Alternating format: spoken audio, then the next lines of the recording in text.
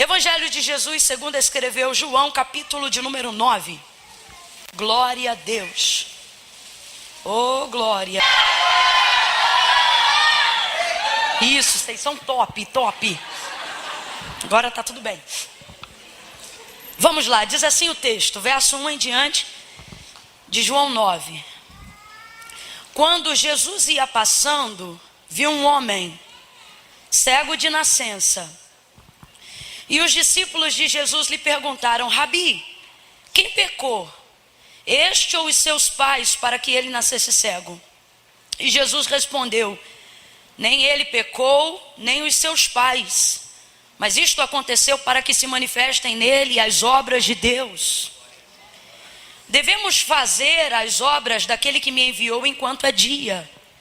A noite vem quando ninguém pode trabalhar. Enquanto eu estou no mundo, eu sou a luz do mundo. E tendo dito isto, cuspiu na terra, fez lodo com a saliva e aplicou nos olhos do cego. E disse: vai, lava-te no tanque de Siloé, que significa o enviado. E o cego foi, lavou-se e voltou vendo.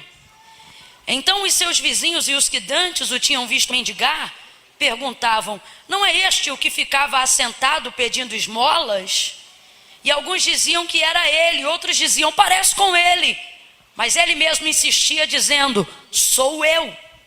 E perguntaram-lhe: como, pois, se abriram os teus olhos? E respondeu ele: o homem chamado Jesus fez lodo, untou-me os olhos e me disse: vai ao tanque de Siloé, lava-te. E então eu fui, lavei-me e pude ver. Verso de número 18. Os judeus não acreditavam que ele tivesse sido cego e que agora via, enquanto não chamaram os pais do homem. Então, chegando seus pais, lhe perguntaram: é este o vosso filho? É este que vocês dizem ter nascido cego? E como é então agora que ele vê? E os pais dele responderam: sabemos que este é assim o nosso filho e que nasceu cego. Mas agora como vê ou quem lhe abriu os olhos, não sabemos. Ele tem idade, pergunte para ele. E ele falará por si mesmo. Seus pais disseram isso por temer os judeus, pois já os judeus tinham resolvido que quem quer que confessasse ser Jesus o Cristo deveria ser expulso da sinagoga. Foi por isso que seus pais disseram: tem idade, interrogai a ele. Então chamaram o homem que dantes havia sido cego pela segunda vez e disseram: dá glória a Deus, sabemos que este homem que tu dizes que te curou é pecador. Respondeu-lhe ele dizendo: se é pecador ou não, eu não sei. Uma coisa eu sei, que eu era cego e agora vejo. Oh, você pode dar um amém por essa palavra? Glória a Deus. Glória a Deus. Nós vemos em todos os evangelhos, ou em todo o evangelho, Jesus realizar muitos milagres.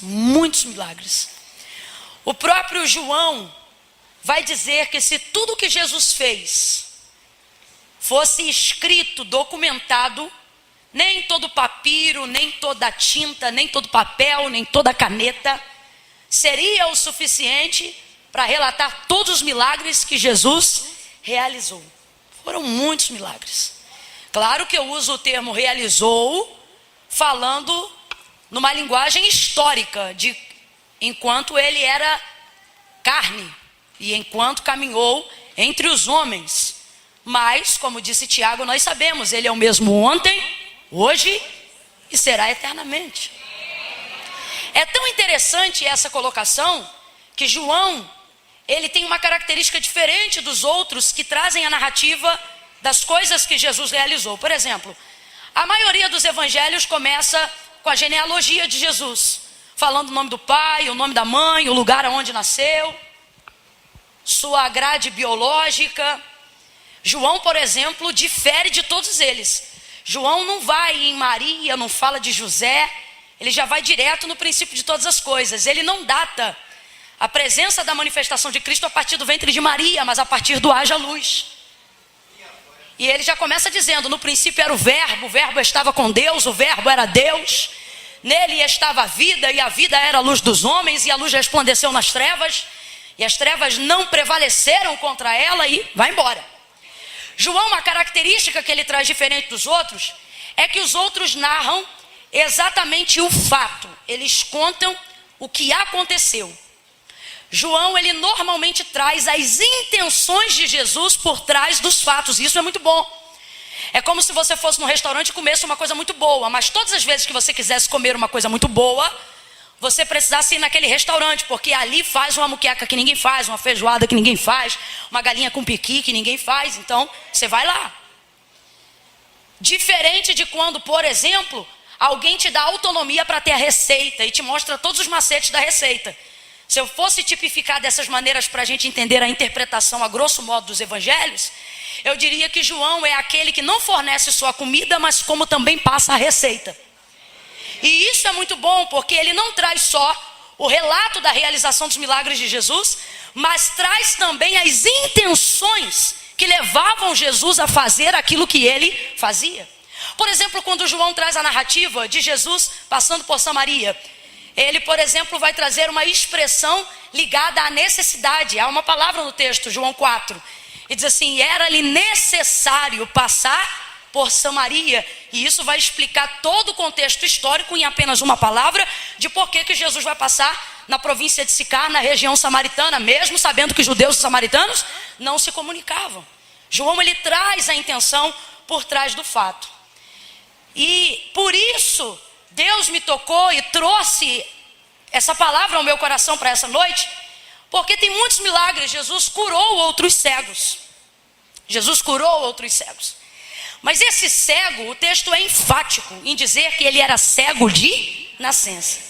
É interessante porque isso determina grau de dificuldade para a gente, mas para Jesus isso não quer dizer absolutamente nada. A palavra acerca da sua operação diz acerca de si mesmo. Haveria alguma coisa difícil para o Senhor? Alguma coisa lhe é demasiada? Alguma coisa lhe é impossível? Maria vai cantar ao Senhor e o que é que ela vai dizer? Porque para Deus não há impossíveis. Mas para nós, dado ao grau de dificuldade, a gente reage de maneira completamente diferente. Por exemplo, o mesmo Deus que cura uma dor de cabeça é aquele que levanta o paralítico de uma cadeira de rodas. Mas não reagimos da mesma maneira diante dos dois milagres, mesmo sabendo que a operação é executada pela mesma pessoa, sim ou não? Se tem alguém aqui que está sofrendo de enxaqueca e está com dores de cabeça já há muito tempo, e de repente durante a ministração de adoração no culto, a pessoa é curada, ela procura a dor, porque quando você é livre de uma dor que te atormenta há muito tempo, você procura ela, e aí não acha, assim, nossa, eu fui curado. E aí alguém conta o testemunho: irmãos, eu estou lutando contra uma enxaqueca, uma dor de cabeça que nem os médicos descobriram o que era, mas hoje aqui, enquanto o louvor estava sendo entoado, eu estou curado. E a igreja vai reagir? Só no exemplo a gente já reage de tanta fé que a gente tem. Glória a Deus, aleluia. Agora, a entonação de reação é totalmente diferente. Quando a gente está num culto como esse e de repente vê uma irmã cadeirante, um irmão cadeirante, e daqui a pouco, do nada, meus irmãos, levanta e começa a pular e dá glória a Deus. Você conhece a vida da pessoa e diz: mano, eu conheço esse cadeirante há mais de 10 anos. E a reação é completamente diferente. Às vezes não dá nem para terminar o culto, porque a efusão do Espírito, em razão da alegria de ver o milagre, é tão grande que a gente se envolve naquele mover. Porque para nós é diferente, sim ou não? Não sejamos hipócritas, sim ou não? Sabemos que o Deus que cura uma dor de cabeça é o mesmo que cura um cego de nascença, mas reagimos completamente diferente. Só que para quem recebe o milagre não faz diferença qual é a área da sua necessidade. Não faz diferença. Para a pessoa que recebe milagre é milagre. E só quem recebe tem noção do tamanho e da proporção do milagre que recebeu. Seja uma dor de cabeça, ou seja, a cura contra um mal crônico que lhe atormentava. Aí João vai trazer agora uma narrativa, uma conjugação verbal presente em toda a narrativa do Evangelho de Cristo, quando ele relata, quando ele menciona, que para nós no vocabulário português, significa na interpretação dos verbos a conjugação no gerúndio, que a gente aprende lá na escola, que é o verbo continuativo. Andando, falando, caminhando, né? Verbo continuativo. Eu amo essa maneira que João coloca, porque João traz a narrativa de uma coisa que aconteceu no passado. Completa para mim só para saber que você está comigo. João traz a narrativa de uma coisa que aconteceu e conjuga como se ela estivesse acontecendo na hora que ele está falando. Esse é o contexto gerúndio. João faz isso. Ele não diz e Jesus passou. A narrativa do texto diz e Jesus passando. Ele tem uma capacidade de trazer uma história real, fatídica, que aconteceu no passado, mas ele conta para nós que estamos no futuro, nesse caso, como se aquilo estivesse acontecendo na hora que ele estava falando. E a narrativa do texto, acerca do cego de nascença, começa desse jeito. E passando Jesus. E passando. Eu acho que não há verbo que se aplica melhor a falar dos milagres de Deus do que a conjugação no gerúndio. Seja ela em qualquer idioma da terra. Para que nós entendamos que aquilo que nós preservamos para contar da história, como estamos falando hoje aqui, é algo que não ficou preso ao passado, mas continua acontecendo. Deus nos trouxe nessa noite aqui para dizer: ei, não há nada que eu não tenha feito, que eu não continue fazendo. Os feitos de Jesus, o seu poder realizador, não estão presos a um contexto histórico, mas são evidentes na realidade do nosso dia a dia. Quando eu menciono sobre isso, eu falo de uma fé presente que Jesus vai mover na vida de Marta, por exemplo. Só para a gente entender o poder de uma fé conjugada no gerúndio. O poder de uma fé que não se prende ao que aconteceu no passado, vindo à igreja como se viesse adorar ao Deus de um museu. Jesus ia ressuscitar a Lázaro.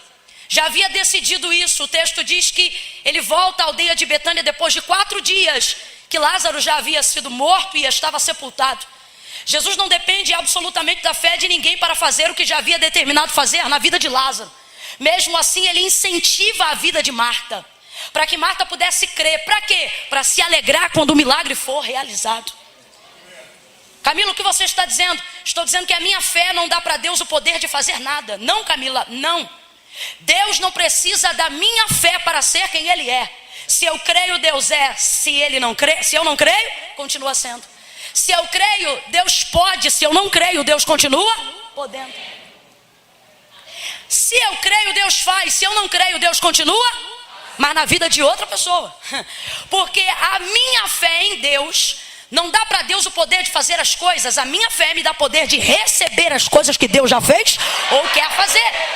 Só para a gente entender a narrativa disso, dê uma observada em Gênesis capítulo de número 1. O Deus Criador, Gênesis, o livro do princípio, o Deus que faz. Complete aí para mim, por favor, o Deus que faz. O Deus que faz e que se move pelo poder de sua palavra.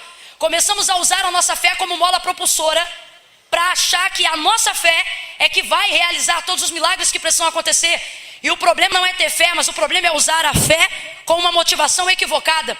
Quando você olha para o Deus Criador, no livro do Gênesis capítulo 1, você não vê manifestação de fé para a manifestação do Deus Criador. E disse Deus, haja luz. Quem foi que disse amém? Quem foi que disse eu creio? Quem foi que disse está ligada essa palavra? Não.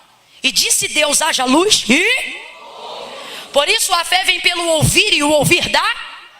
Se conhece palavra, tens uma boa fé. Se não se dedicas à palavra, não tens uma fé forte.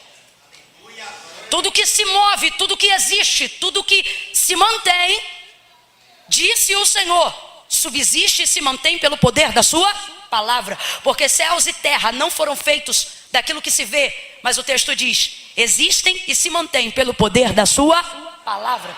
Por isso a fé vem pelo ouvir e o ouvir da palavra de Deus. Então quando eu ouço a palavra e começo a desenvolver um nível de fé para crer na realização de milagre, não é essa fé que dá a Deus poder de fazer, esta fé me dá poder de receber. Então Deus não precisa da minha fé para ser Deus, mas eu preciso da minha fé para conhecer o poder de Deus. Por isso eu preciso continuar crendo. Agora também não adianta você usar a sua fé para crer que Jesus é Senhor e viver essa fé como se fosse um historiador, acreditando que ele realmente é Deus ou acreditando que ele foi Deus, mas isso ficou preso em relatos históricos do passado. Uma fé genuína, uma fé verdadeira pela palavra, só para a gente entender, Eu sei que eu estou aqui contextualizando, mas eu quero que você entenda. É uma fé que precisa ser conjugada no gerúndio e não no passado. Quando Jesus chega na aldeia de Betânia, Lázaro já estava morto há 4 dias. Ele não precisava de discípulo e nem da fé de Marta para levantar a Lázaro. O texto diz que da cidade onde ele estava, depois da morte de Lázaro, ele anuncia aos seus discípulos e diz: vamos visitar, ele dorme. Só que eles não queriam voltar, porque na última saída de lá, haviam sido quase que expulsos a pedradas e a paulada. Então disse: Senhor, se ele dorme, deixa ele lá quietinho que ele vai despertá-lo. Aí o Senhor é enfático em dizer: não, ele não dorme, ele está morto. Mas por que Jesus usa o contexto do sono? O mesmo contexto que usou para a filha de Jairo. Porque Jesus está dizendo: para mim trazer um morto à vida é tão fácil quanto você acorda alguém de um sono. Então ele diz: ele não está dormindo, ele está morto, mas eu vou despertá-lo. Quando ele diz eu vou despertá-lo, o que ele está dizendo? Eu vou ressuscitar meu amigo. Sim ou não? Sim ou não? Então Jesus depende da fé dos discípulos para ressuscitar Lázaro?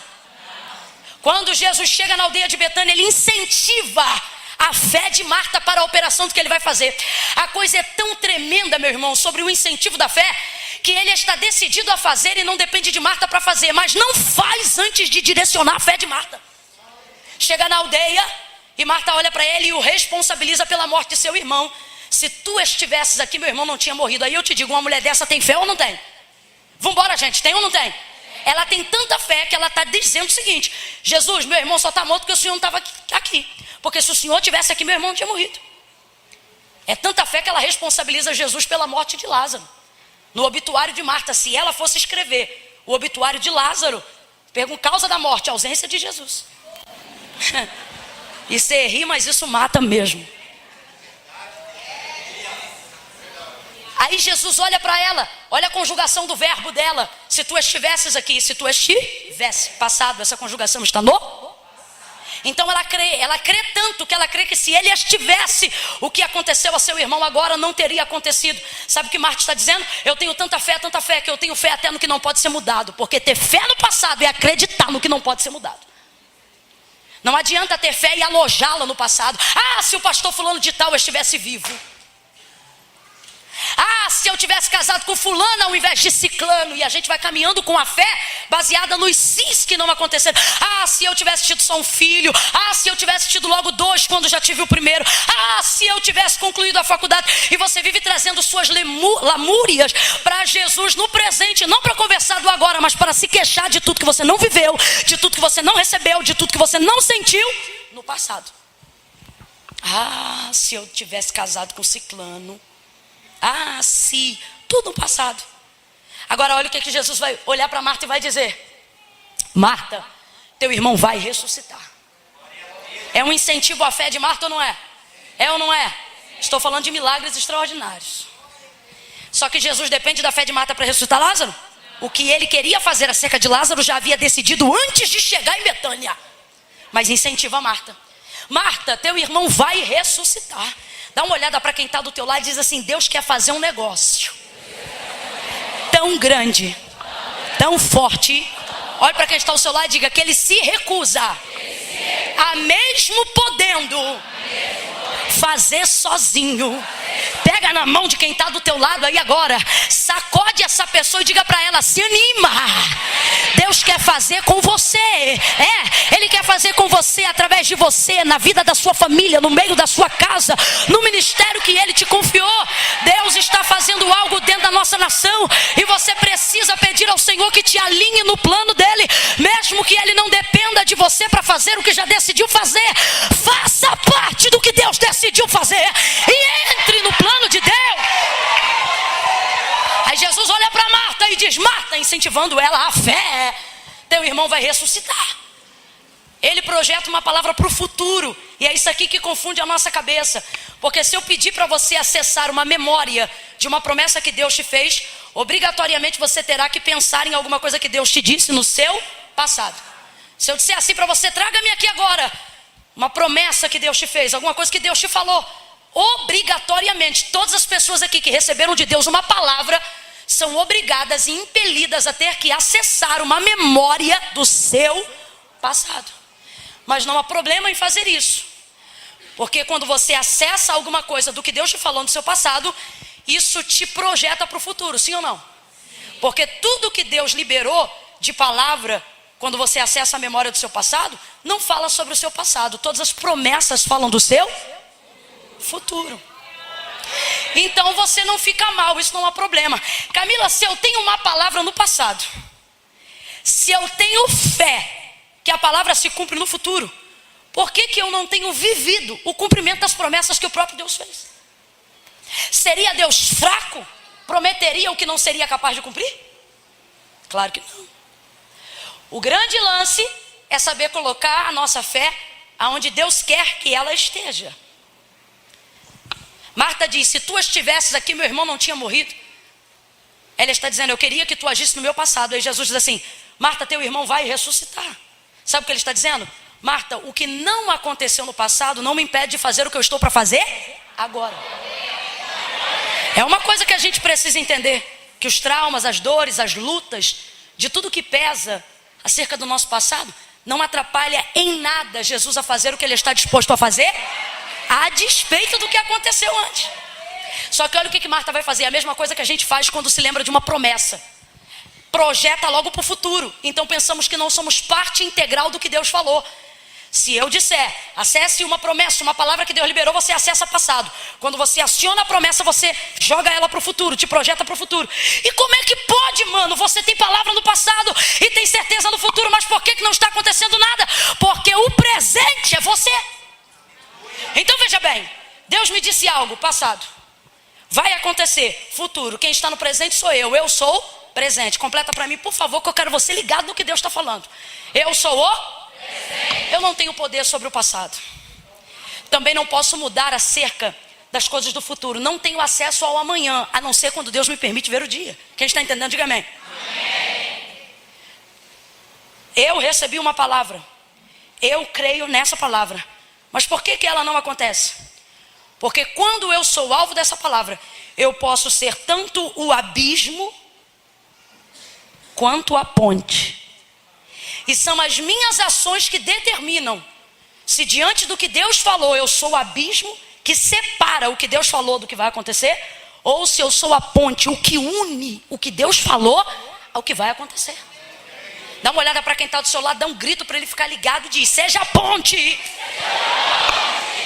O que Deus está dizendo em Cristo, através da narrativa de Marta, só para a gente entender, já volto para João 9, é o seguinte, Marta, o que eu vou fazer, eu vou fazer. O que eu vou fazer, já decidi fazer. O que vou fazer, não preciso de você para fazer, mas você pode ser a ponte. Você pode se alegrar, você pode ver o milagre em primeira mão, você pode sentir a minha presença, você não precisa chorar de alegria depois de acontecer, você pode chorar enquanto ainda não aconteceu de alegria, pelo que você crê que vai acontecer. Aí Jesus diz assim, Marta, teu irmão vai ressuscitar. Aí ela faz exatamente o que a gente faz. Pega a promessa do passado, joga no futuro e acha que não precisa fazer nada no presente. Aí Jesus vai conjugar o verbo, então, num contexto que eu amo para Marta. Porque Jesus é o único que pode conjugar a sua vida no tempo verbal que ele quiser. Sim ou não? Se ele quisesse, ele poderia ter dito a Marta, Marta, o que ele disse foi isso aqui, Marta, eu sou a ressurreição e a vida. Eu sou a ressurreição e a vida. Ele está dizendo, Marta, eu não estou falando daquele grande dia, porque quando ele diz assim, teu irmão vai ressuscitar, ela diz, eu sei. Eu sei na conjugação do grego é eu creio. Ou seja, a fé ela tem, só está usando do jeito errado. Eu creio naquele grande dia. Aí ele entra e conjuga para ela, dizendo, olha, eu sou a ressurreição e a vida. Jesus é o único que se quiser conjugar o verbo de quem ele é no passado, ele pode. Se ele quisesse, ele poderia dizer, eu fui a ressurreição e a vida. Como, Camila, você ainda não ressuscitou? Ora, o texto diz que o cordeiro já estava preparado antes da fundação do mundo. Ele poderia ter dito, eu já fui. Alabaraço. Também poderia conjugar no futuro, como evidência da ressurreição que só se dará no Calvário. Poderia também dizer, Marta, eu serei, porque ele sabe que a sua hora já estava preparada. A ressurreição e a vida, mas podendo conjugar no passado, podendo conjugar a realidade de sua vida no futuro. Jesus vai olhar para Marta e vai respeitar a sua limitação. Qual é a sua limitação? Ela não pode mexer no passado, ela também não tem acesso ao futuro. Tudo que ela tem é o presente. Completa aí, tudo que ela tem é o presente. Aí Jesus olha para ela podendo dizer eu fui. Jesus olha para ela podendo dizer eu serei. Ele olha para ela e diz eu sou. Alabarachúria. Quem está entendendo o que Deus está dizendo aqui? Marta, eu sou a ressurreição e a vida. Sabe o que ele está dizendo? Sua fé precisa estar onde eu estou. E eu não estou só no passado, nem estou só no seu futuro. Saiba, Marta, eu estou no seu presente, eu estou aqui e agora. Deus trouxe gente hoje aqui para dizer, eu não quero você só crendo que Deus fará amanhã. Pega na mão de alguém e diga, comece a crer hoje. Comece a crer hoje. Comece a conjugar uma fé no gerúndio. Uma fé que anda agora, que se movimenta agora, que se realiza agora, que cura agora, que levanta agora, que aviva agora, que renova agora. Agora! Alabai de conderebaraçúria. Aleluia, Jesus. Aleluia. Oh glória. Oh glória. Eu estou sentindo Deus aqui. Eu posso dizer, Ele está andando, Ele está passando, Ele está olhando, Ele está curando, Ele está realizando, operando, manifestando. Levante a mão quem ainda não é batizado. Ele está batizando.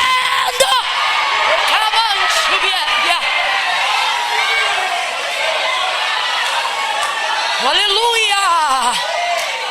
Aleluia. Eu não acredito que tem faltado fé, mas tenho visto uma utilização equivocada da certeza das coisas, certeza do futuro, certeza do passado. E cadê a certeza no presente? Cadê a certeza no agora?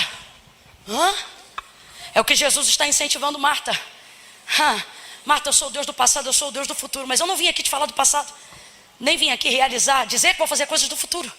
Eu vim aqui dizer que eu estou disposto a realizar o que você almeja agora.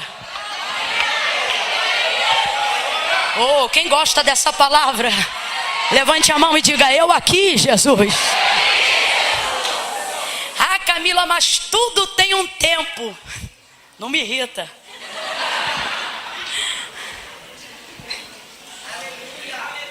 Deus diz acerca de si mesmo, meu nome é já.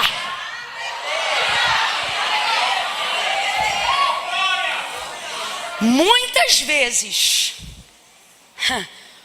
utilizamos como desculpa de uma incredulidade disfarçada de fé. Vou falar de novo. Muitas vezes utilizamos como desculpa uma incredulidade disfarçada de fé.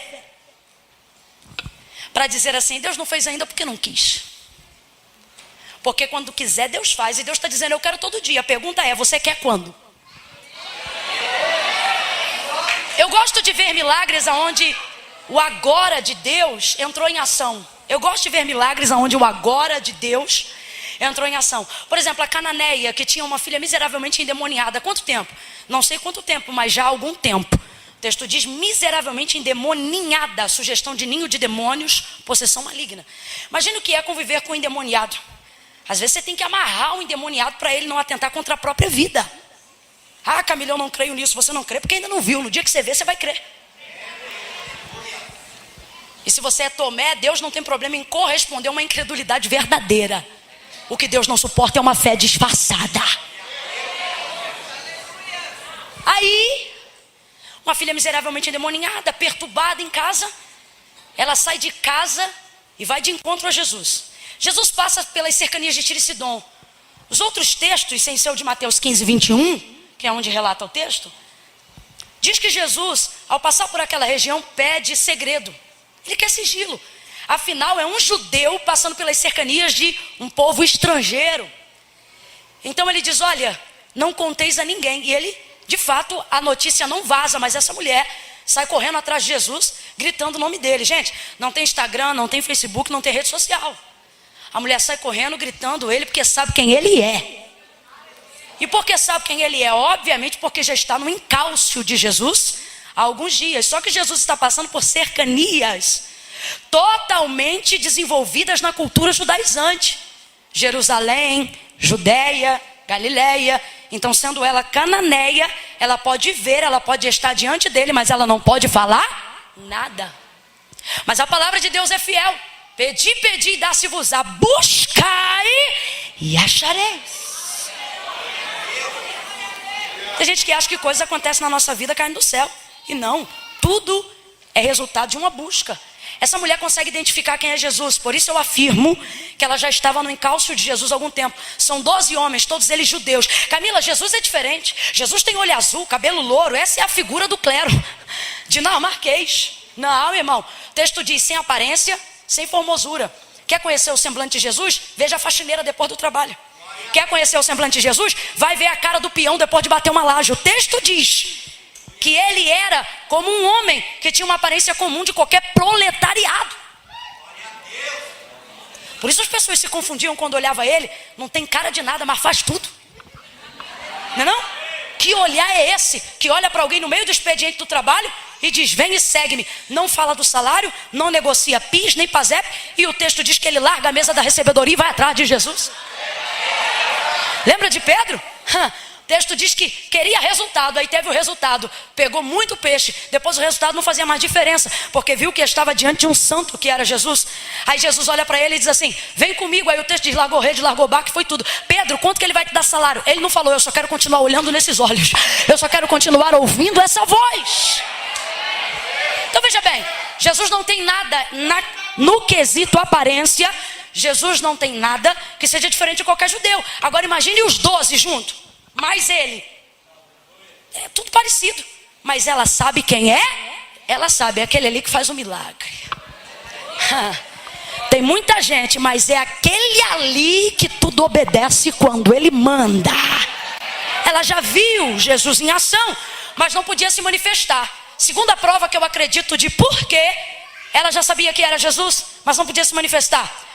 Porque Jesus, fora libertar a filha da mulher em Tiro e Sidom, ele não faz naquele lugar absolutamente mais nada. Então o que Jesus está fazendo? Jesus só disse, não conte a ninguém. E decidiu passar por aquele lugar para criar uma oportunidade daquela mulher que já o buscava, receber o que buscava, sem ser impedida. Cananeia gritando em Judá, Cananeia gritando em Jerusalém, ela não ia terminar para ver o milagre. Mas em Tiro e Sidom, ela rasga o verbo. Ela clama, clama, clama, clama, clama. Ele não responde, ela continua clamando. Ela clama, clama, clama, clama. Os discípulos tentam interpelar ele para mandar ela embora. Ela continua clamando. Enquanto eles param para falar dela, ela ultrapassa todos eles. Porque quando você não para ouvir o que estão falando, você chega onde nem eles que estavam mais perto chegaram. Aí ela adora, se prostra e recebe de Jesus uma palavra que vai libertar a vida de sua filha. Agora, esta mulher não vai esperar o tempo da luz brilhar aos gentios. Chegou aqui no Brasil, chegaria na Cananeia também. Sim ou não? O Cristo que veio para os seus também manifestou o seu poder para aquele que não eram seus. E todos receberam. E diz o apóstolo, e a todos quanto recebeu, deu-lhes o direito. Não somos bastardos, nós temos direito. E isso chegaria a todos nós. Mas qual é a condição dela? Porque Jesus diz, não é bom pegar o pão dos filhos e deitá-los aos cachorrinhos. Sim, Senhor, mas também os cachorrinhos comem das migalhas que caem da mesa dos seus senhores. Aquilo que Jesus fez por todos nós, salvação, redenção, faria por ela também em tempo propício. Mas está aí uma coisa que a cananeia não tem. O quê? Tempo. É mole você chegar para alguém que apanha do marido e dizer para ela, calma, no tempo de Deus tudo se ajeita. É mole, não é a tua cabeça que ele bate na parede? Esta mulher não tem tempo. É mole chegar para uma mãe que luta por um filho, que já foi pego aí no pronto-socorro tendo overdose, dizer, calma, no tempo de Deus tudo se ajeita, não é o seu filho. Então é mole utilizar a justificativa do tempo quando você não tem fé para Deus fazer aquilo que Ele está disposto a fazer agora. Camila, me senti desafiada com essa palavra. Ótimo, eu também. Sobre a utilização de uma incredulidade disfarçada de fé, responsabilizamos Jesus por aquilo que Ele quer que nós façamos. Marcos capítulo de número 5, metodologia de fé pequena, porque o texto diz que aonde Jesus passava, a todos que ele tocava, completa para mim por favor, a todos que ele, o texto diz, estes quem? Os que ele, estes eram curados. Por que em Marcos 5 Jesus está apertado por uma multidão, mas não acontece milagre nessa multidão? Porque a metodologia de fé dessa multidão não está sendo focada em Jesus, mas num método utilizado. O método é qual? Se ele tocar eu vou ser curado. Então uma multidão sai de casa para ver Jesus, dizendo, se ele me tocar eu vou ser curado, se ele me tocar eu vou ser curado. Nego aperta de um lado, espreme do outro, mas ninguém é curado. Ele está passando, a multidão oprime ele é o dono da cura, tem poder para curar, mas ninguém é curado. E por que isto acontece? Porque todos estão com a seguinte fé: se ele me tocar eu serei curado. Pegaram uma fé que não pode caber dentro de uma caixinha e colocaram ela dentro de um método. Só posso ser curado se eu for. E está todo mundo do lado da cura, mas não é curado. Está todo mundo do lado do milagre, mas não recebe milagre. Porque qual é a metodologia deles? Só posso ser curado se eu for. Aí uma mulher que não podia ser tocada fica desenvolvendo um novo método de fé. Complete para mim que eu quero ver você comigo. Um novo método de... Levanta a mão porque Deus vai entregar para essa igreja métodos que nunca antes foram utilizados, para que uma fé invisível porém real realize milagres extraordinários. Levante a segunda mão mais alto que você puder. Eu ministro sobre a tua vida, na autoridade do nome de Jesus, métodos de fé que nunca antes foram usados antes de você.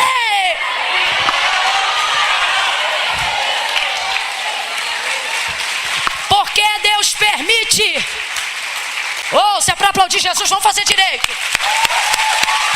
Aplauda mais forte. Misture com glória a Deus e aleluia. Tribute algumas palavras de adoração.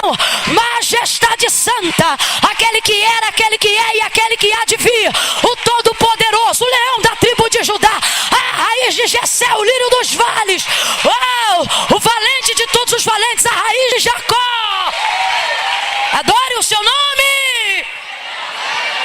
Aleluia. Uma mulher que tem uma desvantagem descomunal. Qual? Por causa da imposição da lei mosaica, não podia ser visualmente tocada por ele na frente de todos. Então veja bem, por causa da desvantagem, desenvolveu um método novo. Eu vou falar de novo. Por causa da desvantagem, desenvolveu um método. Você diz, Camila, eu tenho fé. E por que minha vida tem andado em desvantagem? Porque Deus quer usar a sua vida para desenvolver um método. Então essa desvantagem não é para você se vitimar. Essa desvantagem é para você revolucionar a história das pessoas que têm fé.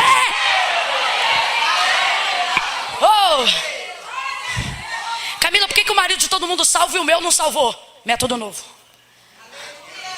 Camila, por que todo mundo que dá certo prega de um jeito e eu prego de outro? Método. Ei, Deus não quer repetir história.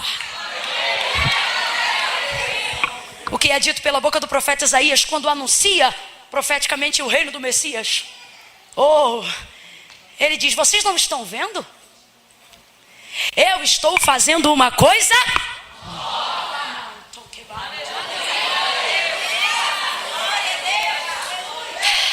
Você diz, eu queria pregar igual fulano, eu queria cantar igual ciclano, mas eu não tenho a voz do fulano, não tenho a postura do fulano, não tive o berço do ciclano.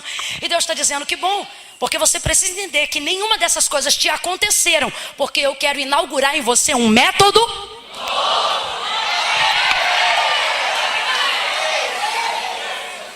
Um método novo. Aí a mulher está em casa e diz assim, ele não vai tocar em mim, então não posso usar a fé que os outros usam. Não posso não, de vez de ficar em casa, porque comigo tudo é difícil. Não, a mulher se arruma, sai de casa e diz, ele não pode me tocar, o que eu posso fazer? Ao invés de ficar reclamando pelo que você não pode fazer, está na hora de você observar quais são as possibilidades que te restam do que fazer. Tudo que Deus vai desenvolver em milagre, Ele não usa através de possibilidades inexistentes. Isso só aconteceu em Gênesis. A capacidade criacionista de Deus se manifestou em Gênesis. De Gênesis para frente, Deus só trabalhou com o que já existia. É até bonito, a grosso modo, a gente dizer, baseado no que Paulo falou. Ele traz à existência coisas que não, mas na verdade você não vê exemplo nenhum na Bíblia em que Deus traga à existência uma coisa que não existia. Não. Tudo que ele traz está baseado em cima de algo que já existiu. Pode não existir na sua vida, mas já existe no processo da criação. Então, em cima disso a gente desenvolve a seguinte ideia: Deus só trabalha com aquilo que existe, com aquilo que tem. A viúva, eu preciso de um milagre, o credor está na porta. Qual é a primeira palavra de Eliseu para ela? Declara-me o quê? Porque Deus só trabalha com o que a gente tem. O povo quer água no deserto, não tem água. Aí Deus diz assim para Moisés: aqui uma rocha. Deus está dizendo: não vou levar vocês para outro lugar, a rocha vai dar água, a água que vocês querem vai aparecer. Só que no momento da dor, da crise, do desespero, da deficiência, seja lá o que for, a gente só olha as possibilidades que a gente não tem. Isso cega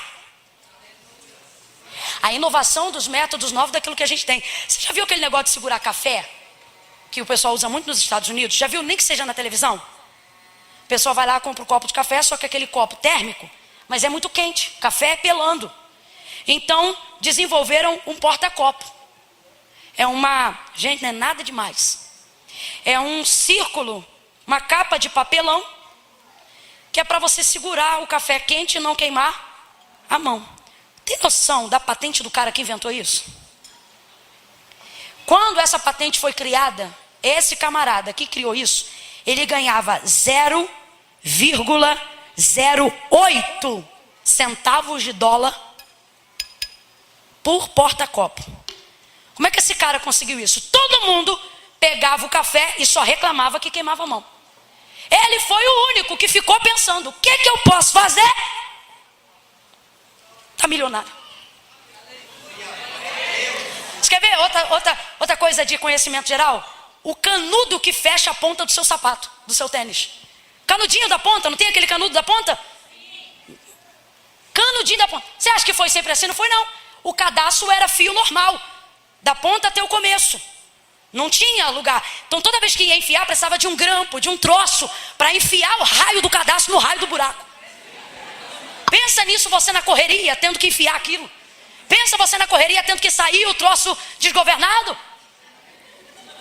Aí alguém, ao invés de só reclamar, teve uma ideia incrível.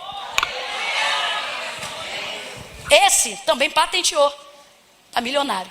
Quando eu digo milionário, gente, é gente que já morreu e a família continua recebendo em cima da patente do que foi criado.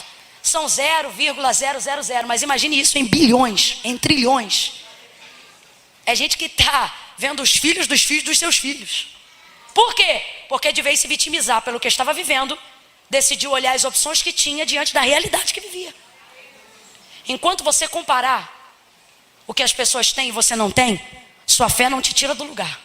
Quando você usar a sua fé para começar a imaginar o que você pode ter, uma vez que você não tem o que os outros têm, se prepare, você vai ser o primeiro milionário de Goiânia. Você vai ver, você vai começar a ser a primeira pessoa que vai inovar em métodos de fé nunca antes utilizados. A mulher vai lá e diz assim: se tão somente eu tocar, eu serei curada. Ela vai lá, toca na orla das vestes de Jesus, recebe a cura. Curada na hora. Aí eu te pergunto, isso aqui me deixa... Ai, meu Deus. Ela pediu para ser curada? Ela pediu para ser curada? Ela foi lá clamar por cura. Que mulher terrível, rapaz. Pegou o que queria sem pedir e não foi roubo. Como é que tu pega um negócio sem pedir e isso não constitui roubo? Deus falou para mim, porque ela sabia que estava comigo, mas era dela. Segunda coisa, que é aqui que eu digo que a incredulidade disfarçada de fé aparece no nosso meio de cristãos. O quê? Gasta tempo fingindo que está orando por coisas que Deus já mandou fazer. Dizer que no tempo de Deus, Deus faz por coisas que Deus já mandou a gente meter a mão. Foi lá, pegou o que queria sem pedir, não foi roubo. Deus falou para mim, ela não pediu autorização para usar, porque uma vez que era consciente de que a fé estava nela, recebeu o que queria sem pedir. Que capacidade é essa? Olhe para o mesmo exemplo que eu dei agora da viúva, diante do profeta Eliseu. Ele diz assim: entra no teu quarto, depois de pedir os vasos, não poucos, mas muitos. Aí ele diz assim, fecha a porta sobre sobre ti os teus filhos. Ele não diz para ela ora, ele diz derrama. Crente de hoje não vê milagre, porque Deus diz assim, faz. Aí ele diz, Senhor, eu estou aqui na tua presença. Não. Eliseu não disse, fecha a porta e ora. Eliseu disse, fecha a porta e executa.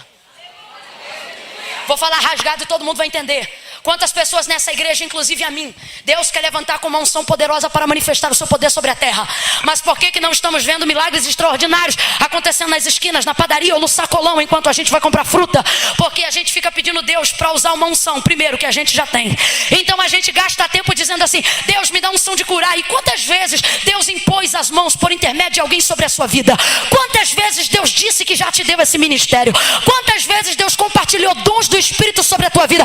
Quantas vezes o teu coração queima quando vê um mendigo debaixo da ponte? Quantas vezes a sua vida fica ardida quando você sente que conhece o Jesus que pode curar a vida das pessoas, mas você não cura, porque você gasta o tempo que deveria estar executando, pedindo para usar o que Deus já te deu. Então, ao invés de levantar a mão e dizer, Deus me dá unção, comece a pedir, Deus me dá coragem para impor as mãos e ver milagres acontecerem. Pegue na mão de alguém aí agora, pegue na mão dessa pessoa aí agora, levante a mão dela e diga coragem, porque unção você já tem. Coragem, coragem, coragem. Ele é bacana, ele é baidori, alamachu, Súria. Coragem, menina, naquela escola. Coragem, meu irmão, nessa faculdade. Coragem no seu local de trabalho. Coragem no meio da sua família. Coragem nos hospitais. Coragem nos presídios. Coragem.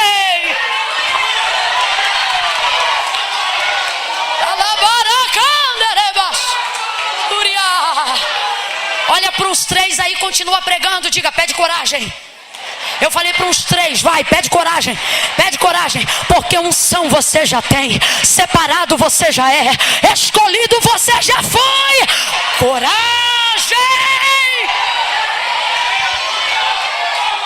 Alamassuri! Oh, glória! Ih, acabou o milho, acabou a pipoca. Ó Deus dando coragem aí. Ó o Espírito Santo dando uma injeção de coragem. Gente, Deus está falando comigo, Bispo Rinaldo. Vai ter gente que vai chegar em casa e vai dizer, não vai chamar a irmã Carola não, eu vou orar por você agora, eu vou impor as mãos sobre você agora, eu vou ser usado por Deus para você agora. Receba coragem, receba coragem, receba coragem. Eu não vos dei espírito de fraqueza, nem espírito de medo, mas de coragem, de fortaleza. Nós, porém, não somos dos que se retiram para a perdição, mas daqueles que creem para a conservação da nossa alma. Recebe coragem aí, recebe. Canamancho, ei calabanjo, ei camando que manasse, ai jovi camaide.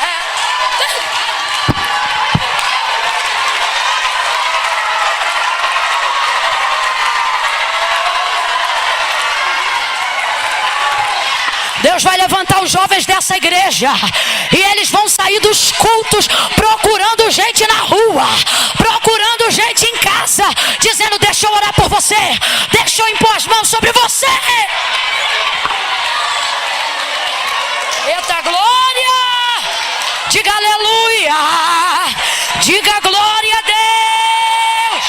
Poderoso é o nome de Jesus, poderoso é o nome de Jesus. Aleluia. Oh, aleluia. Aleluia.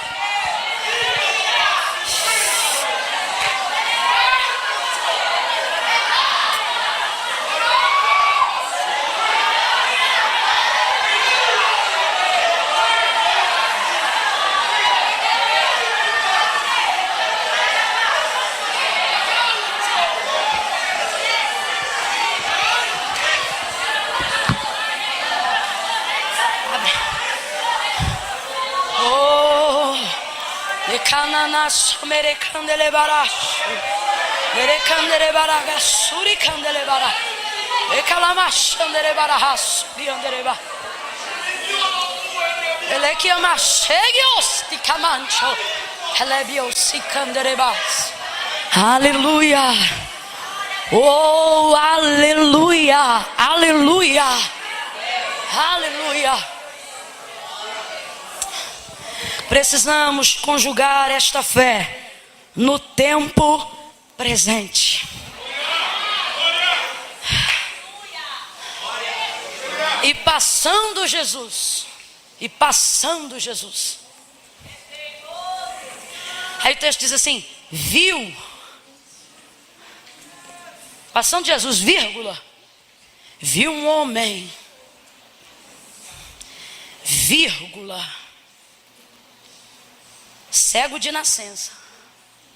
E passando Jesus, vírgula. Viu um homem. Viu um?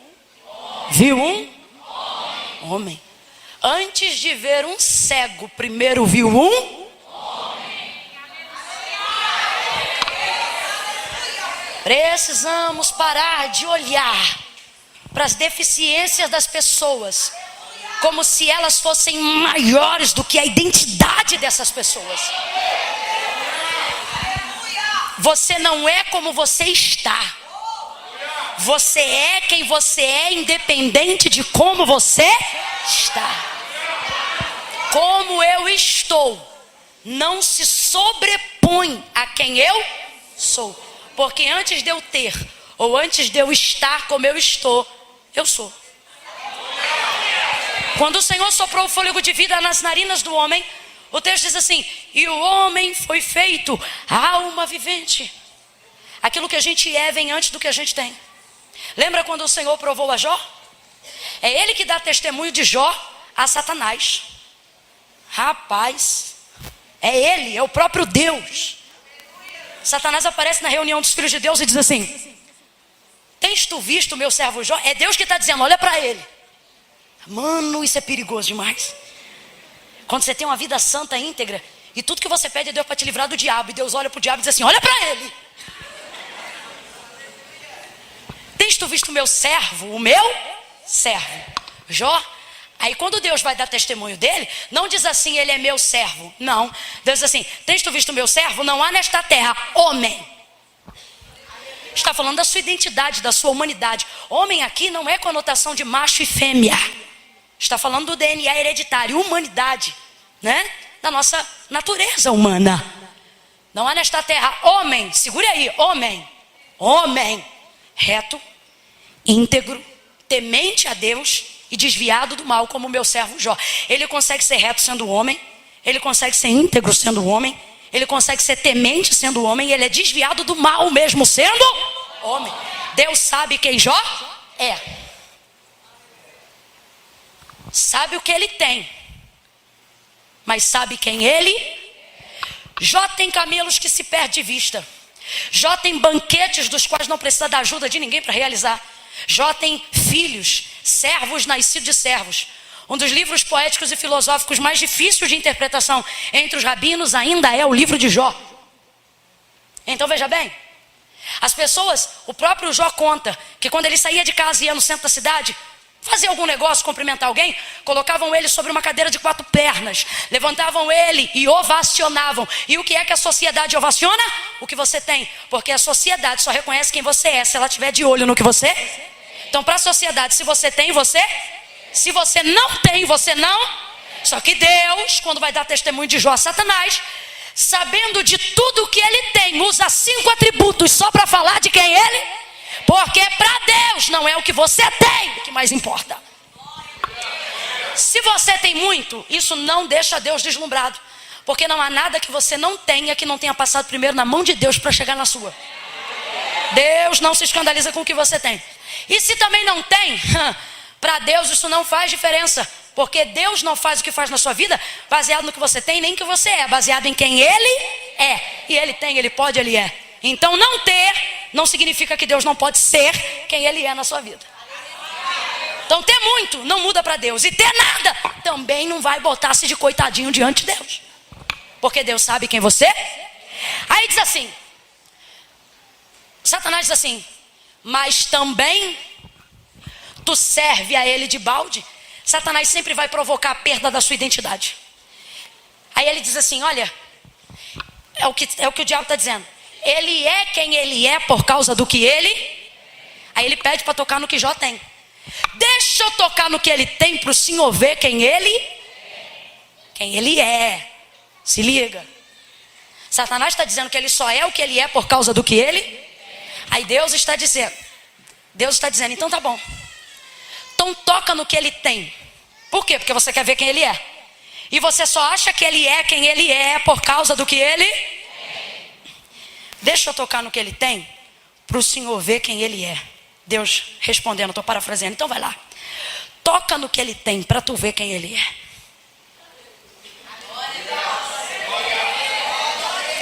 Às vezes, Deus permite o inimigo tocar no que você tem. Não é para você murmurar, é para você ter uma chance de mostrar quem você é. Diante de... Ei! Pare de murmurar pelas perdas que Deus tem permitido você vivenciar, mesmo tendo cobertura dele sobre a sua vida. Se puder acender a luz, eu já estou terminando, senão isso aí vai dar uma cansadinha no povo. Que sentar para ouvir esse tempo todo não é fácil não. Então Deus está dizendo, também se estiver queimado não tem problema. Então veja bem, Deus às vezes permite o adversário tocar no que a gente tem, só para a gente ter uma oportunidade de mostrar para as pessoas quem a gente é. Porque o que a gente é não pode estar construído em cima do que a gente... Porque senão, aquilo que foi chamado para ser eterno será temporário. Só é alegre se tem, então não é alegre. Só é feliz se pode fazer isto ou aquilo, então não é feliz, irmão. Deus está dizendo, eu tenho deixado, vez ou outra, o inimigo tocar em algumas coisas que você tem, mas não é para você murmurar, é para você aproveitar essa chance e mostrar que quem você é não depende do que você tem. Precisamos encarar que aquilo que as pessoas são, não podem ser construído em cima daquilo que elas têm. E passando Jesus viu um homem, todos só viram um cego, mas Jesus viu um homem. Todos só viram a deficiência, mas Jesus viu a humanidade por trás da deficiência. Jesus olha para as mesmas coisas que a gente olha e não vê o que a gente vê. Jesus olha para as mesmas pessoas que a gente olha e não vê o que a gente vê. A gente passa por um menino envolvido com crack e diz, ali um cracudo. Jesus passa pelo mesmo cracudo e diz, ali um menino. A gente passa por uma mulher fazendo ponto na zona, prostituta, e diz assim, ali uma prostituta. Jesus passa na mesma esquina e diz, ali uma mulher.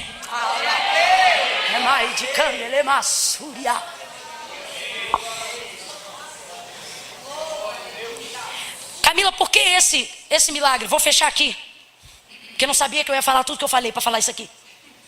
Pensei que eu só ia falar isso aqui.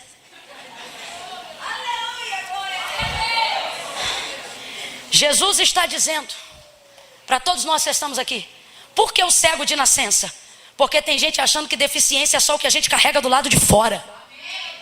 Só que o texto diz que a deficiência do cego era de nascença. De que deficiência então nós falamos nesta noite? Da mesma deficiência que Paulo reproduziu que tinha quando escreveu aos Romanos capítulo 7. Normalmente não nos responsabilizamos pela deficiência de nascença, porque não foi consequência de um mau uso da vida, não foi consequência de um erro cometido, mas foi algo que não dependeu da nossa escolha para ficar como está.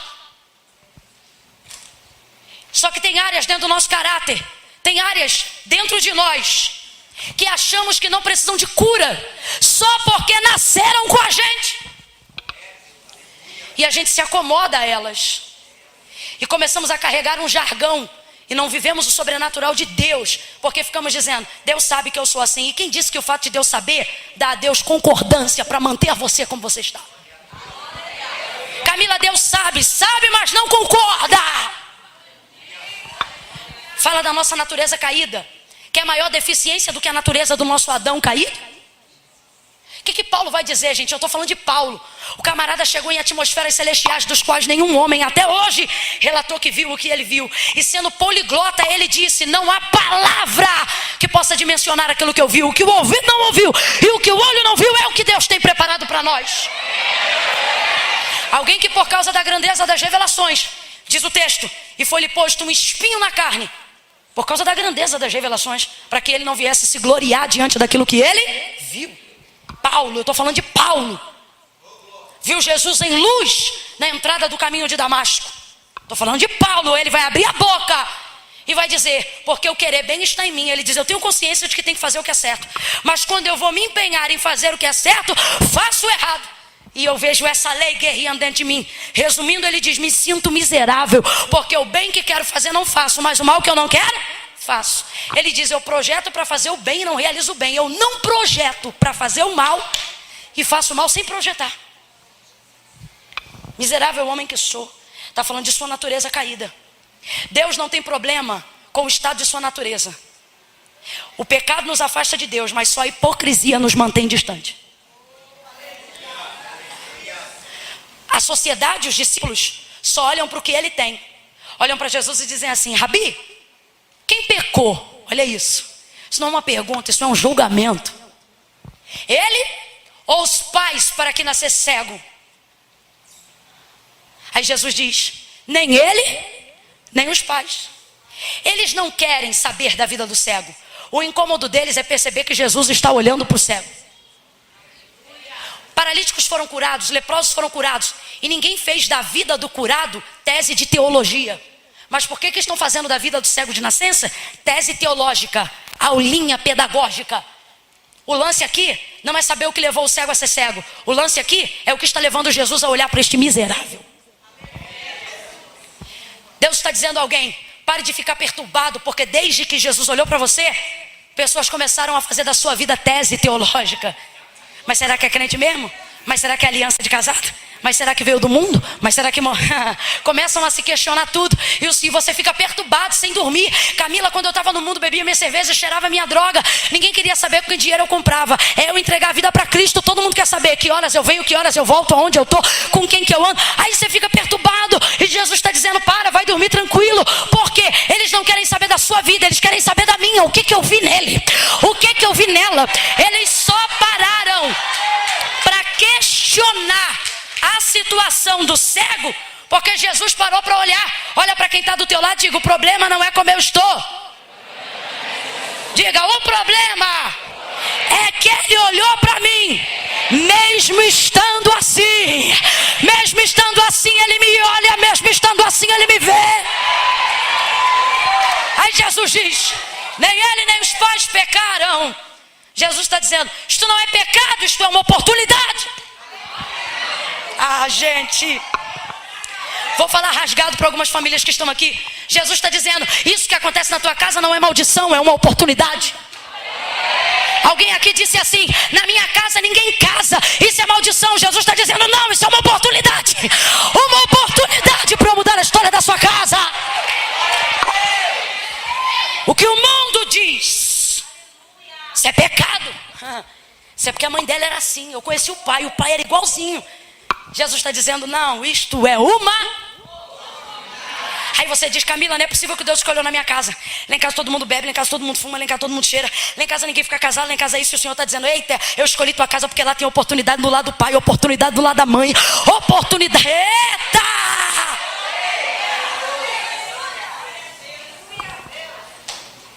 Ele diz assim: enquanto estou no mundo, sou a luz do mundo. Tendo dito isto, cuspiu no chão, fez lodo com a saliva. Lodo aqui é lama, completa para mim. Lodo aqui é? Lama. Pegou a lama e tacou nos olhos do cego, região da deficiência, onde estava a cegueira. Impôs as mãos, tirou as mãos. Vai, lava-te no tanque de Siloé, que significa o enviado. Aí ele vai, chega no tanque. Por que eu escolhi esse milagre? Porque é um milagre participativo. Quando perguntam assim para ele: como é que você foi curado? Ele diz: Jesus jogou lama e eu joguei água. Sabe o que ele está dizendo? Eu participei. É o milagre que Jesus quer fazer no nosso meio no século 21. Vai, lava-te no tanque de Siloé. Ele foi lá e se lavou no tanque de Siloé. Jogou água nos olhos, irmão, e pensa, nunca viu nada. E agora está enxergando tudo. Ah, gente, eu vou falar de novo. Nunca viu nada e agora está enxergando tudo. É forte. Não me trata como coisa comum não, que se eu ver um cego ao vivo, abrindo os olhos e vendo o que nunca viu, ele vai ver e eu não vou ver nada, que eu vou cair arrebatada na hora. Ouça isso aqui, eu estou fechando. Ele olhou, foi no tanque, perdão, e lavou. Aí perguntaram, como é que você foi curado? Jesus jogou lama, eu joguei água. Responda para mim, você que está acompanhando comigo essa mensagem.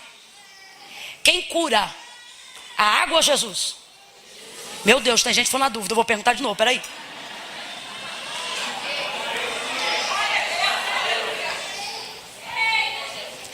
Quem curou ele? E quem cura? Jesus ou a água? Jesus. Isso aí, Jesus. Então quem curou ele foi? Jesus. Se quem curou ele foi Jesus, quando Jesus jogou lama e colocou a mão nos olhos, o homem já estava? Mas ele sabia? Não. Porque Jesus resolveu de curar o homem jogando lama. Podia ter dito, abre os olhos, podia ter feito qualquer coisa. Mas não, fez lama, jogou nos olhos dele. Se afirmamos que quem cura é Jesus, ele não ficou curado quando jogou água. Ele ficou curado quando Jesus impôs as mãos sobre os olhos dele. Porque o texto diz que tudo que Jesus tocava era curado. Vai ouvindo aí, Jesus curou ele. O homem está curado, mano, mas ele não sabe. O homem está vendo tudo, mas não está vendo nada, porque não sabe. E Jesus curou ele de um jeito quando jogou lama, que a terra é a única coisa que impede a capacidade visual de luz.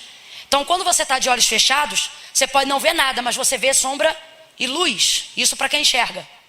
Então o homem poderia ver luz, mas não viu nada, porque Jesus resolveu de curar o homem com lama. Tapou geral. Está curado, mas não sabe. Só vai saber quando fizer a parte dele.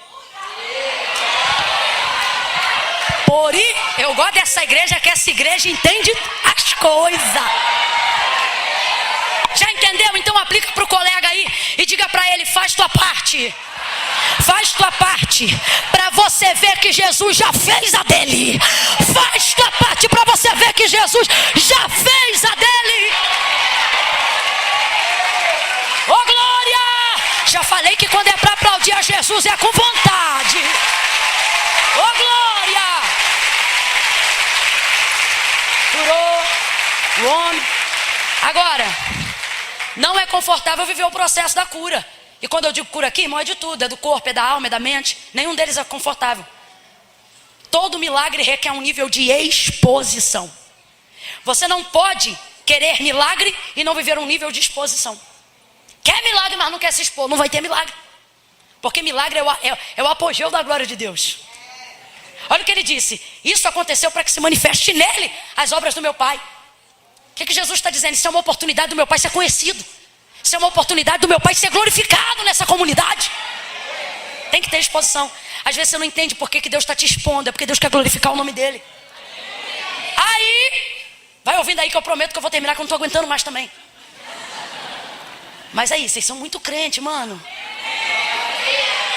Deus do céu. Deus guarda a tia da salinha. Não deixa ela liberar os cordeirinhos agora não. Aí, colocou a lama. A impressão momentânea que dá é o seguinte: longe de Jesus já estava ruim, porque eu já era cego. Perto de Jesus eu virei cego e sujo. No primeiro ponto de contato com o milagre, tudo que é ruim parece que ficou. Mas você não deve se entristecer quando uma coisa ruim fica. Isso é o jeito de Deus contar o tempo que o milagre está. Aleluia! Colocou a lama. Se tem lama, se tem denúncia, se tem exposição, se tem vergonha, vai haver honra, vai haver redenção, vai haver restauração.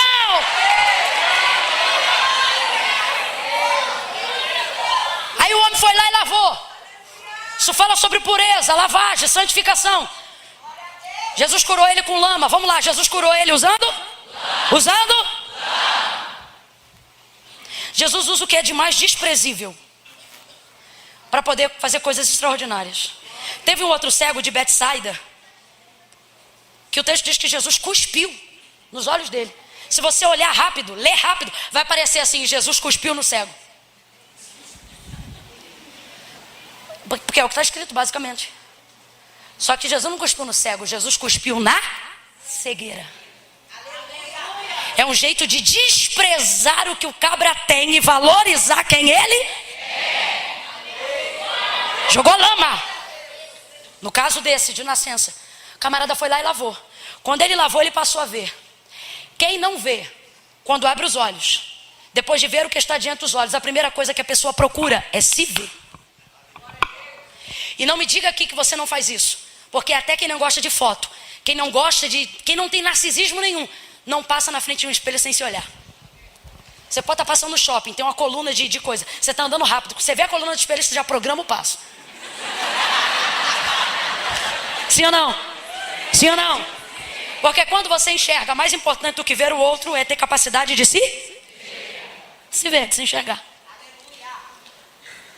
Quando Deus denuncia algo, e quando eu vejo a lama que está em mim, isso é santificação. Santificação não me autoriza a ver a lama que está no outro, mas a tirar a lama que está em mim. Tirou a lama, viu. Depois que viu, sai daquele contexto. Mano do céu, o cabra que dantes havia sido cego, agora volta enxergando. Ele mora na comunidade, todo mundo conhece ele. A maior prova é que quando ele volta enxergando, todo mundo sabe, é o que havia sido cego. Aí de vez olhar, porque se eu sou vizinha desse homem, eu digo: Pedrinho, tu tá enxergando. Camila, esse é o nome dele, no meu imaginário aqui não tem nome não. Tu tá enxergando, meu filho. Eu ia ficar maravilhada, porque eu vi o menino nascer cego, crescer cego, e depois da fase adulta enxergar. Menino, me conta, tu tá me vendo, qual é a cor do meu cabelo, dos meus olhos? E ele dizendo: tu é assim, tu é assado. Tô parafraseando pra gente entender. Só que o pessoal que estava ao redor dele, vendo que via o que dantes havia sido cego, de vez dizerem: olha, ele está vendo? O texto diz que só olhavam e falavam o que ele fazia. Não é este o que dantes mendigava. Porque tem gente que só olha para o que você tem, e tem gente que só olha para o que você faz. Jesus é o único que sabe quem você é. O homem está curado. De vez exaltarem a cura, só se lembram da mendigância. Não é esse o que pedia a esmola? Só que esse homem vai dar uma lição para a gente. Ele vai fazer o que muitas vezes a gente não tem coragem de fazer depois da redenção, depois da salvação, depois da cura. A gente vê alguém que conhecia a vida pregressa, troca de calçada para evitar constrangimento, o homem vai para cima. Não é, ele ouve de longe, não é este. Ele chega para perto e diz: sou eu mesmo. Não, você não entendeu, sabe o que ele está dizendo? Ele não precisa mudar quem ele é para mudar o que ele faz. O evangelho não visa corromper a sua essência, não visa fazer uma lavagem cerebral no seu entendimento. O evangelho visa respeitar quem você é, e você, por consciência, deixar de fazer o que faz, deixar de pecar o que peca, deixar de ir aonde te leva a pecar. O que este homem depois da cura está dizendo é: sou a mesma pessoa, só não faço mais as mesmas coisas.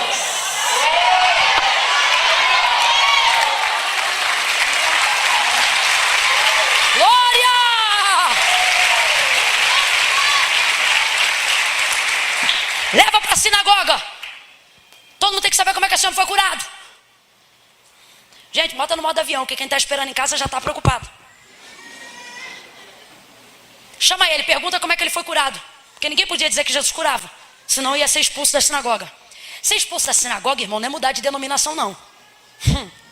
É não poder mais comprar fiado, é não ter mais nome na praça, é não ser mais convidado para as festas, é ser excomungado da própria família.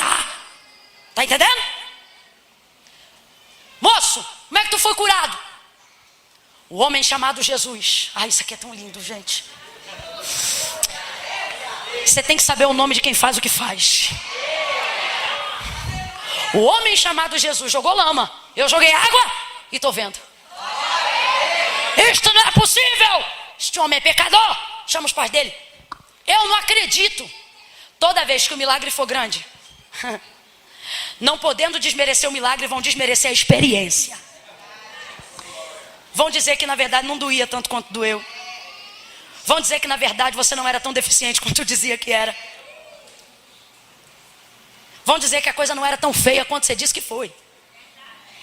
Tem gente que chega pra gente e diz assim: mano, eu venci um câncer. A pessoa diz: ah, não era um tumor tão violento não. Isso aí era... Quando a pessoa não querendo milagre, ela desmerece a experiência. Só que não interessa, você não precisa da capacidade de crença do outro para se alegrar com o que Deus fez na sua vida. Tire da mão das pessoas a chave de acesso da sua alegria. Eu tenho dito isso. Não é sobre a fé que as pessoas têm em você, é sobre a fé que você depositou em Deus. O homem é curado, mas não acreditam. Chama os pais dele, eu duvido que isso é cego. Isso é mentiroso. Chamou papai e mamãe. É seu filho? É meu filho. É cego de nascença? De nascença, ceguinho, nunca viu nada. Nada. E como é que agora ele vê? Pergunta pra ele. Falaram isso porque tinham medo. Aí viram pra ele por segunda vez. Aí eu entendo porque Jesus escolheu ele. Fala de novo. Como é que você foi curado? Aí ele já, sem paciência, irmão. Porque olha só, a deficiência não permitia a pessoa ficar na sinagoga. Não nesses termos, por isso ele mendigava. Então, se quando eu não era quem era, não tinha o que eu tinha, ninguém ligava para mim, não é agora tendo que esse povo vai ter autonomia na minha vida. Diga aí de novo, como é que você foi curado? Aí, rapaz, ceguinho arretado. Ele disse assim: por que estão perguntando de novo? Vocês querem ser discípulo dele? Mano, esse homem é terrível. Vocês querem ser discípulo dele? Aí os homens pensam que é maldição. E diz assim: nós não, vai tu ser discípulo dele. Tem gente que acha que está rogando praga e está encaminhando a gente para a vitória. Lá vai a Santa Rona. Lá, já vai ele que é todo. E Jesus está dizendo: vem todo, vem Santa, vem. Vai tu ser discípulo dele. Aí eles dizem assim: nós não, nós somos discípulos de Moisés. Expulsaram o homem. E ele não está nem aí. Dependendo do nível de experiência que você viver, portas que sempre estiveram abertas, de repente vão se fechar. Só que quando ele sai da porta da sinagoga, que sempre esteve aberta para ele esmolar, mas nunca esteve aberta para ele entrar. Isso dá mensagem para outro dia. Quando ele vai para fora e fecha a porta do lado de fora, tem um outro do lado de fora da porta que fechou. E não é por nada não, mas eu já ouvi ele dizer: eu sou a porta. Quando ele chega do lado de fora, irmão, quem está do lado de fora? Você está desesperado que portas se fecham. E Jesus está dizendo: eu estou doido é que feche logo. Porque quanto mais rápido fecha, mais você reconhece quem é. Saiu, está do lado de fora. Aí Jesus, quando é bom, mas quando é terrível é melhor ainda. Jesus para do lado de fora e diz assim: homem. Veja, antes de estar curado, Jesus disse: eu vi um. E agora depois de estar curado, Jesus vê um. Eu amo ele. Conjuguei até errado, eu amo. Homem, tu crê que o homem que te curou é o filho do Deus vivo? Mano, o texto diz que ele era cego, não diz que ele era surdo. Jesus está falando, porque falou perto dele, falou, porque disse: tendo dito isso, cuspiu no chão. Então ele ouviu a voz de Jesus, mas ele quer ter certeza. Aí ele do lado de cá vem uma sonsice: como crerei se não sei quem é? Ele quer ter certeza. Aí Jesus vira do outro lado e diz: sou eu que falo contigo? Ele responde: creio. Veja, crê porque Jesus disse que era Jesus? Não crê em Jesus porque Jesus está dizendo eu sou. Crê em Jesus naquela hora porque reconhece o que viveu com Jesus. Não crê pela imagem, crê pela experiência. Tu crê que o homem que te curou é o filho do Deus vivo? Como crerei se não sei quem é? Sou eu que falo contigo, creio. Creio porque disse que sou? Não, creio Porque só o Filho do Deus vivo podia me fazer viver a experiência que eu acabei de viver. Dizem para este homem: dá glória a Deus, o que tu dizes que te curou é pecador. Ele disse: se é pecador não sei, uma coisa eu sei, isso aqui é um tapa com luva de pelica. Sabe o que ele está dizendo, irmão? Quem fala do que não sabe são vocês, eu só falo do que eu vivi. Oh, o povo lá de fora quer meter pau no evangelho. Gente, o Chile está vivendo o maior ataque à religião, seja ela católica, enfim, em todas as vertentes cristãs, porque a gente muitas vezes fica deixando quem não teve a experiência falar pela gente. Porque crente não pode se envolver com política. Porque crente não pode ir para programa de televisão. Porque crente não pode ser entrevistado. Aí pega meia pataca de gente que não teve experiência com Deus para representar a gente que vive com Deus. Essa gente não fala lé com cré, e depois todo mundo descredibiliza a experiência real. O Senhor está dizendo: viveu uma experiência? Não deixa ninguém contar para você. Abre a tua boca e conta a tua experiência. Falam do que não sabem porque não viveram. Nós falamos do que nós vivemos. Olha para quem está do teu lado e diga: você não precisa de uma história. Pega a mão dele pra gente encerrar junto. Pega com vontade. Sacode ele, que eu sei que ele tá cansado. Sacode ela. Oh, me desculpa, mas é que eu não tenho compromisso com o seu cansaço. Eu podia ter terminado na hora que estava. Mas não, eu preciso concluir a palavra. Pegue na mão de quem está ao seu lado. Sacode essa pessoa e diga pra ela: você não precisa de uma história. Você precisa de uma experiência. A experiência fala mais que sua palavra. Deste cabanchoria. Fica de pé quem quer viver uma experiência. Toda vez que você viver uma experiência com Jesus, quem não viveu uma experiência vai descredibilizar a sua experiência.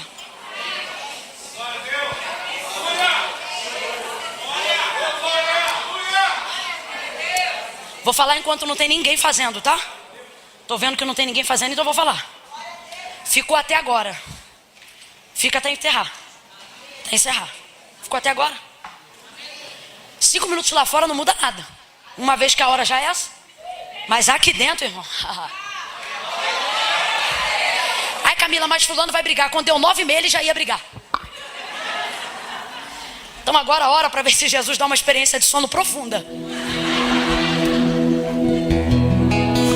Quando Paulo viu Jesus, Saulo, Atos 9. Quando Saulo viu Jesus, o texto que repete a história dentro do mesmo livro vai dizer assim: e os varões que iam com ele pararam espantados, ouvindo uma voz, mas não vendo ninguém ou nada. O outro texto que repete o relato da mesma história diverge. Diz assim: e os varões que iam com ele viram uma luz, mas não ouviram. Olha que divergência. Na experiência que Saulo teve, os homens que narram a experiência de Saulo dizem assim: eu vi, mas não ouvi. Aí depois diz assim: não. Eles na verdade ouviram, mas não viram. Divergiu ou não divergiu? Mas a experiência era para os varões que iam com ele. A experiência da conversão foi para quem? E esse sentiu ou não sentiu? Viveu ou não viveu? Viu ou não viu? Ouviu ou não ouviu? Você não pode usar de termômetro para a experiência que você está vivendo se o irmão que está do teu lado está sentindo o que você está sentindo. Porque a experiência não é para ele, a experiência é para você. Quando você deseja e quer viver uma experiência com o Senhor, o que os outros sentem, viram ou ouviram, não podem influenciar o que você sabe que sentiu e que ouviu. A experiência não foi para eles, a experiência foi para Saulo. A epígrafe do texto diz: a conversão de Saulo no caminho de Damasco. E às vezes a gente deixa de acreditar nas experiências que a gente está vivendo com Deus, porque quer que o outro respalde o que a gente vê, o que a gente sente. Aí você diz: você viu? Aí a pessoa diz: não vi. Aí você acha que já não viu o que viu. O Senhor está dizendo: não. Quando você tiver a sua experiência, não importa se vão dizer que é pecador, se é a igreja do diabo, se o pastor é ladrão, meu irmão, cada um vai dizer uma coisa: você tem que lutar pela sua experiência com Deus. Guarde o que eu estou dizendo. Daqui a 20 anos, o que você entende como igreja será modificado em muitas esferas. O que hoje se diz ser inaceitável vai ser totalmente tolerado no meio eclesiástico. Camila, você está falando o que eu estou pensando? Estou. Não, Camila, isso é impossível. Não é. Houve uma época em que o divórcio no nosso meio também era impossível. E hoje tem gente casada com 3, 4, várias vezes. Tem coisas que hoje são e amanhã não serão mais. O que vai me manter não são as mensagens dos pregadores, porque cada um vai pregar de um jeito e cada um vai utilizar um argumento para me convencer do que ele crê. O que vai me manter diante de Deus é a experiência que eu vivi com Ele, com a sua palavra. Quem está entendendo, diga amém. Então você não pode viver um evangelho achando que eu sou a verdade que liberta. Você não pode viver um evangelho se alimentando de mensagens do YouTube sem ter com Deus um quarto no secreto. Você precisa, meu irmão, nessa geração de tanta coisa banal, não abrir mão de viver com Deus ter uma parte da história da sua vida aonde alguém pergunte: e aí, como é que foi isso? Você vai dizer: rapaz, Deus fez assim e eu fiz assado.